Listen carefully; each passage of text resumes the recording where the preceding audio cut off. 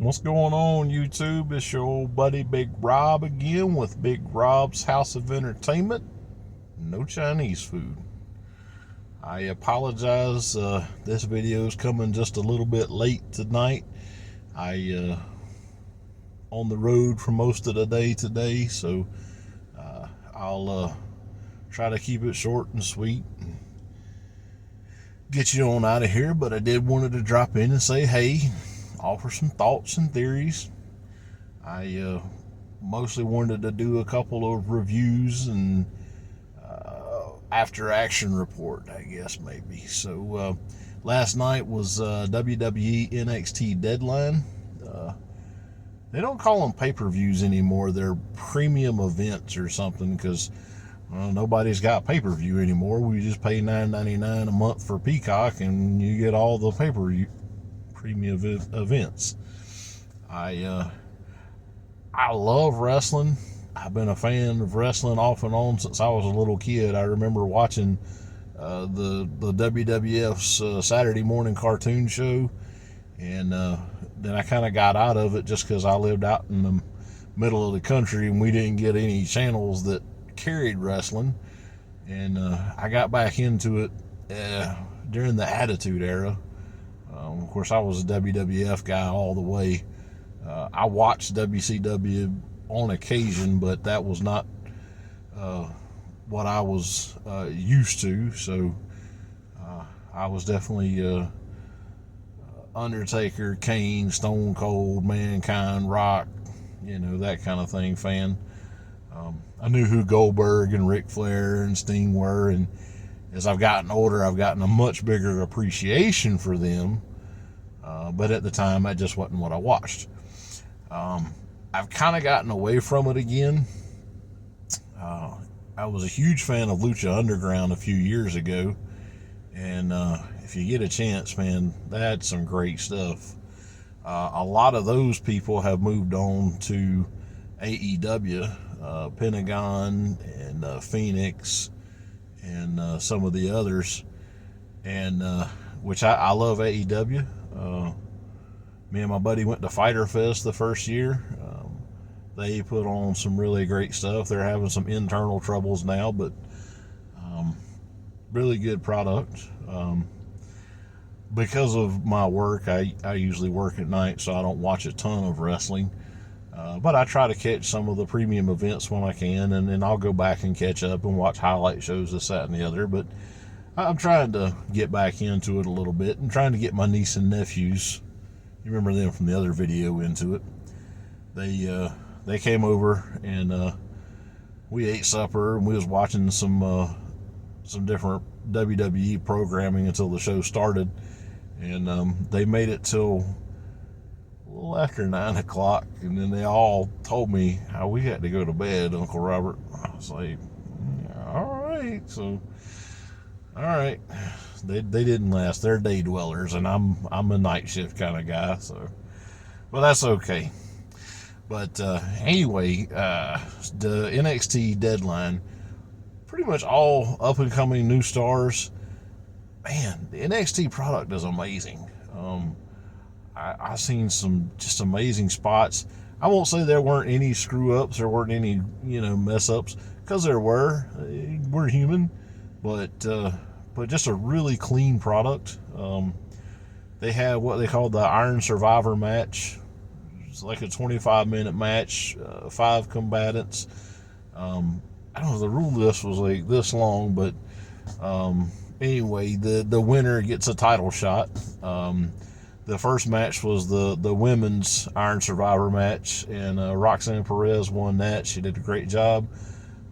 Former student of Booker T, who broke down crying on the announce table, and I don't blame him. He's a proud man for what she did, and he's got a right to be proud of her. She did a great job. The next match was Alba Fire versus Isla Dawn. Listen, I don't know who these people are because I don't follow it a lot, and definitely don't follow the new people so much. These two girls are scary as hell, but they're also quite attractive. So, but that's, again, I need therapy. But anyway, Alba Fire is Scottish, has a great accent, great look to her, super good fighter. Isla Dawn, I think, is Irish, also has a really cool look. Very both of them are like kind of like supernatural kind of characters, which I thought they were getting away from, but maybe under the Triple H regime they're kind of coming back. Either way, great match, some cool stuff. Apparently, Isla Dawn cursed one of the referees or something. I don't know. You go back and watch it. Anyway, Isla Dawn picked up the pinfall. It was a good match. Then we had a tag match, pretty deadly. These two cats from England were the champions, and the New Day came down from the main roster. They wanted to try and win this the NXT tag team titles, so that they could become Triple Crown winners, and they did. Really great match. All four competitors, superb athletes. Good high spots. For some reason, there was a twerking contest in the middle of the match, which I didn't understand, but I'm old, so maybe that's something to do with it. I don't know. They also, all four did an Eddie Guerrero throw the belt and fall on the ground, which was absolutely hysterical. If you get a chance, look that one up. It was great. But the New Day did win, which makes them Triple Crown Tag Team Champions, which I think is freaking awesome. Kofi Kingston, Xavier Woods, you guys deserve all your props. Y'all were a great tag team. Fourth match was the men's Iron Survivor match. Again, same rules, 5 competitors. The most pinfalls or submissions by the end of the 25-minute countdown, they win and win a title shot. There's some other rules about penalty boxes if you get pinned and some other, I don't know. Anyway, Grayson Waller is who won that one. I don't know any of these people, but all 5 of these dudes, I mean, they did some really great high spots. There's one masked wrestler named Axiom, some dude named JD McDonough, I don't know. A couple other dudes, all did some really great spots.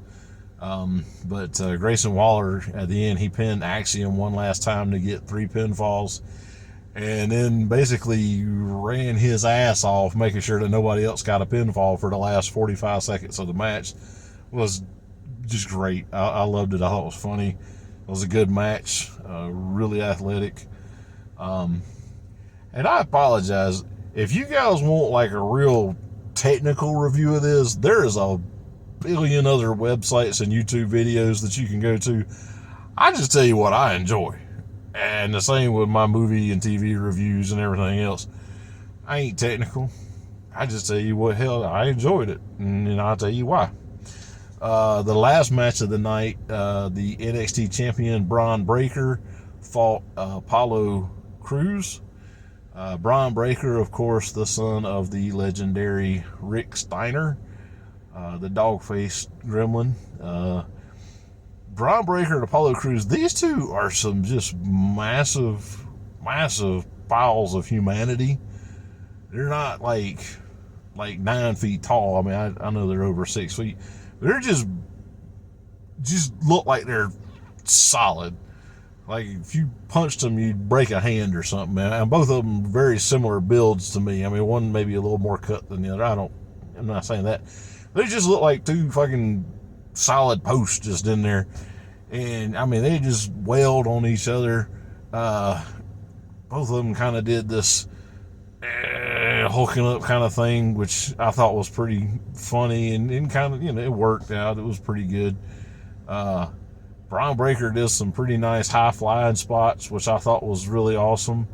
In the end, Braun Breaker did retain his championship. He's a pretty doggone good champion whenever he does make it to the main roster. I think he'll do great there. I hope he will anyway. But everybody I saw on this pay-per-view did just a really outstanding job. These young people are just, are just really great. And if that's the future of professional wrestling, I'm probably going to end up still being a Rasslin, Rasslin apostrophe wrestling fan, probably till the day I end up dying. Not sure how well they work on the mic, because not a ton of promos, but some. And the promos that I seen were pretty solid work. So everybody's got to start somewhere, and Triple H and Shawn Michaels, I guess, are revamping NXT, and it's becoming some really solid stuff. I thoroughly enjoyed it. So the kids seem to enjoy what they watched, but I don't know. I guess I'm going to have to start showing them the pay-per-view, the premium events on the next weekend, and we'll start at like 4 in the afternoon, so they don't crap out on me. I don't know. When I was a kid, I did my best to stay up late, but now I have a job where I work overnight, so I'm a nighttime person, and they're not. That's cool. So anyway, I watched Wednesday on Netflix. 8 episodes, are about 45 minutes a piece, based off of the Addams Family, Wednesday Addams. She goes to a boarding school, and it's a mystery kind of show. Really solid. Jenna Ortega as Wednesday has it's super spooky. No, she does a great job though. You can see interviews and stuff that Tim Burton didn't want her to blink whenever so every single time you see her, she's just like, and it's super unnerving. But she's a super good actor or actress. I don't know, whatever the proper term is. Anyway, she's super good. She was cool in that.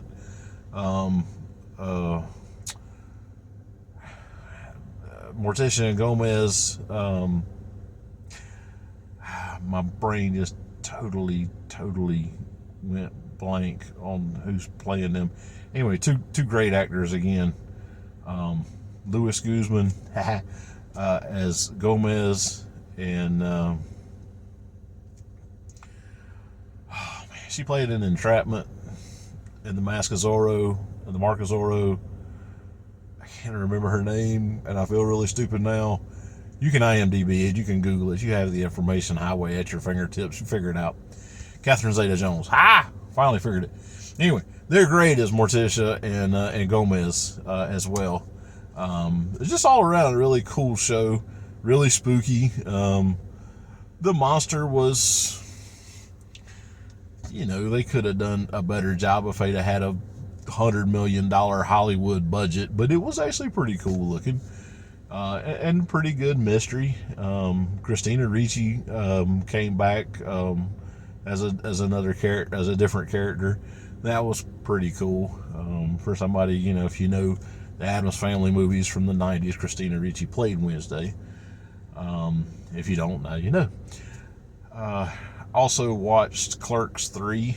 I don't have it with me, but I did buy the Steelbook 4K edition from Best Buy, and I have such a love-hate relationship with Kevin Smith, because dude is a brilliant filmmaker. I will give him all the props in the world for that, but he's apparently got some real issues with Jesus, and so a lot of his stuff is super blasphemous, and I kind of try to look past that. And I guess I probably shouldn't. I probably shouldn't watch it at all, but I do. So there was some of that, especially at the beginning of the movie. It kind of got less towards the end. It never really went away, which bothers me. But if you look past that, or if you ignore that, as I try to do, a lot of great nostalgia for the first Clerks movie. A lot of super funny jokes. He's a great filmmaker. He's a funny filmmaker. A lot of cameos were really awesome. A lot of the people from the original Clerks came back. And so I thought it was great. I got all up in the feels with the storyline. I ain't gonna lie to you. big dude was reaching for some Kleenex. I ain't gonna lie. But I also laughed my butt off. What did I say? I should probably just delete this one and start over completely, but I'm not going to because I'm already 15 minutes in. Anyway, that's about all I did. Was watch TV and now I'm running my mouth about it. I'll be back next week with hopefully something more to talk about. Maybe sooner. Just depends on if I can think of anything. Hopefully you guys enjoyed me waxing philosophical about the TV shows and movies that I watched. If not, stick around. The next time, I promise not to talk about TV shows. I promise to talk about something else. I'll tell some stories. I'll tell you some stuff about when I used to do computer repair. Probably, I've got a fair amount of stories from back in those days. So I'll try to do that next time. If you get a chance, check out my buddies Rasslin Monster over at the Nerdy Man Room Show. They are doing their best to get subscribers. I know once they hit 250 subscribers on their YouTube channel, they're supposed to do a really big giveaway.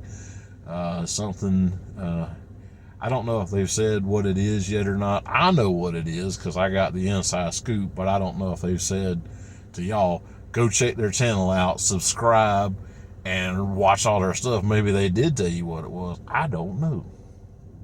But I heard that it's I know what it is. It's a really great prize. So go subscribe to my channel, and tell people to subscribe to both of our channels and hit the bell so that you get notified when I drop something new. You get a chance, leave a little comment down there.